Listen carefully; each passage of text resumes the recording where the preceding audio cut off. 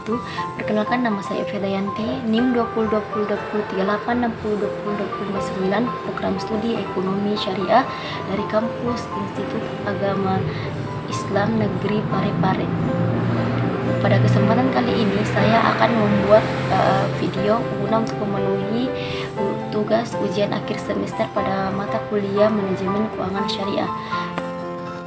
Sini saya akan menjelaskan mengenai materi fungsi manajemen keuangan yang berkaitan dengan keputusan investasi, keputusan pendanaan, keputusan bagi hasil atau dividen, dan yang terakhir keputusan zakat perusahaan, dan menguraikan perbedaan perspektif konvensional versus syariah dan memberikan masing-masing contoh bentuk internalisasi nilai-nilai Islami pada implementasinya.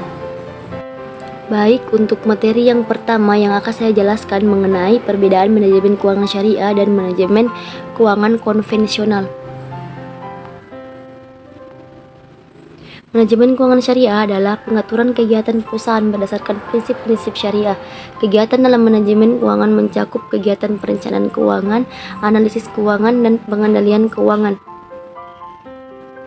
Sedangkan manajemen keuangan konvensional tidak berdasarkan perintah ataupun dalil yang tujuannya hanya untuk mendapatkan keuntungan sebanyak-banyaknya. Nah, selanjutnya saya akan menjelaskan mengenai perbedaan dari keempat fungsi manajemen keuangan syariah berdasarkan perspektif syariah dan konvensional. Yang pertama, keputusan investasi. Keputusan investasi adalah sebuah tindakan yang dilakukan oleh manajer keuangan dalam mengalokasikan sejumlah dana ke dalam bentuk investasi. Keputusan investasi juga berkaitan dengan proses pemilihan atau lebih alternatif investasi yang dinilai menguntungkan dari sejumlah alternatif investasi yang tersedia bagi perusahaan. Tidak hanya soal keuntungan besar yang mendasari keputusan investasi, tetapi juga menyangkut risiko. Perbedaan keputusan investasi syariah dan konvensional. Keputusan investasi syariah, perolehan keuntungan menggunakan sistem bagi hasil, artinya investasi ini bebas dari unsur riba, grahar, dan hal yang merugikan lainnya yang diharamkan dalam Islam.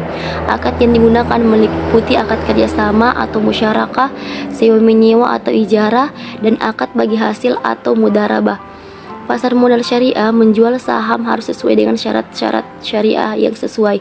Tujuan investasi syariah mengedepankan socially responsible investment atau disingkat SRI, di mana strategi investasi ini menggabungkan antara perolehan keuntungan yang sebesar-besarnya dengan kebijakan sosial.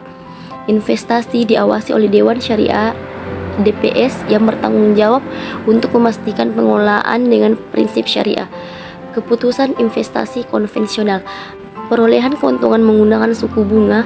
Akad konvensional simpel, hanya menekankan kesepakatan tanpa jelas aturan halal atau haramnya.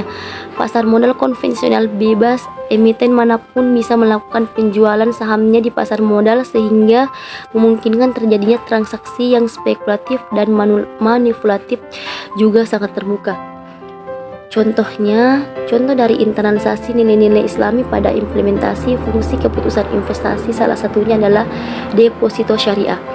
Deposito syariah ini adalah suatu produk simpanan yang memiliki jangka waktu tertentu dengan mempertimbangkan prinsip syariah dalam mengelolanya. Deposit syariah dapat diperuntukkan bagi nasabah perorangan maupun bagi perusahaan. Konsep yang diterapkan dalam investasi deposito berbasis syariah agama Islam ini adalah dengan menempatkan nasabah sebagai pemilik dana atau sahibul mal yang secara langsung bertindak sebagai pengelola dana mudharib.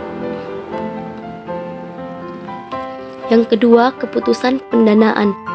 Keputusan pendanaan adalah keputusan keuangan tentang dari mana dana yang untuk melalui aktiva tersebut berasal. Ada dua macam dana atau modal, meliputi modal asing seperti hutang bank, obligasi, serta modal sendiri seperti laba ditahankan saham. Keputusan pendanaan dapat dibagi menjadi dua, meliputi keputusan pendanaan jangka pendek dan keputusan pendanaan jangka panjang. Keputusan pendanaan jangka pendek meliputi seperti hutang wasal dan hutang dagang, sedangkan keputusan pendanaan jangka panjang akan membawa dampak pada struktur modal atau kapital struktur. Perbedaan keputusan pendanaan syariah dan konvensional. Keputusan pendanaan syariah, perjanjian atau kesepakatan yang dilakukan oleh pihak-pihak yang terlibat dalamnya tanpa adanya paksaan dan sesuai syariat Islam. Adapun akad dalam pendanaan syariah yaitu akad wadiah, mudarabah, musyarakah, murabahah, salam, istisna, qard, dan ijarah.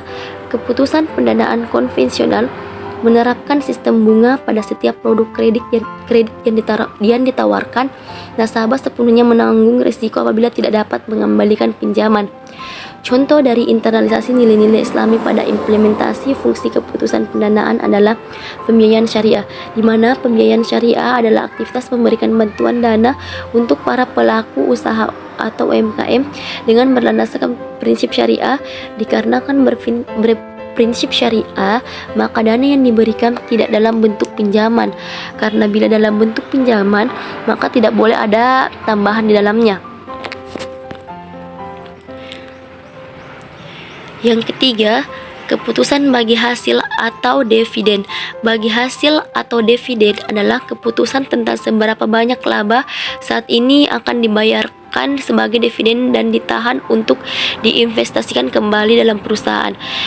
Dengan demikian, dengan adanya dividen yang optimal merupakan suatu kebijakan dividen yang menciptakan keseimbangan antara dividen saat ini dan pertumbuhan di masa yang akan datang sehingga dapat memaksimalkan harga perusahaan.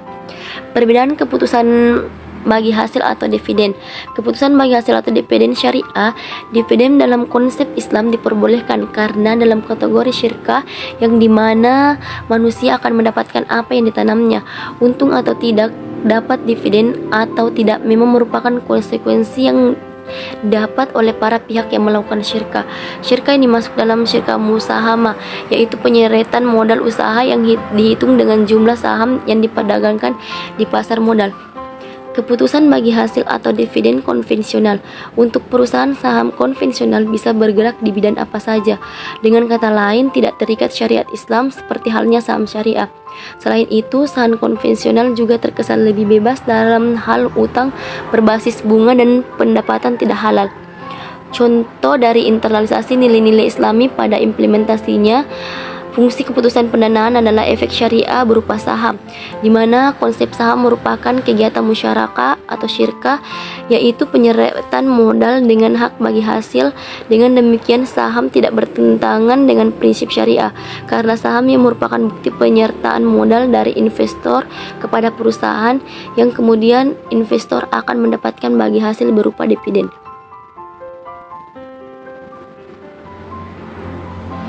Yang keempat, keputusan zakat perusahaan. Zakat perusahaan adalah sebuah fenomena baru sehingga hampir dipastikan tidak ditemukan dalam kitab fikih klasik.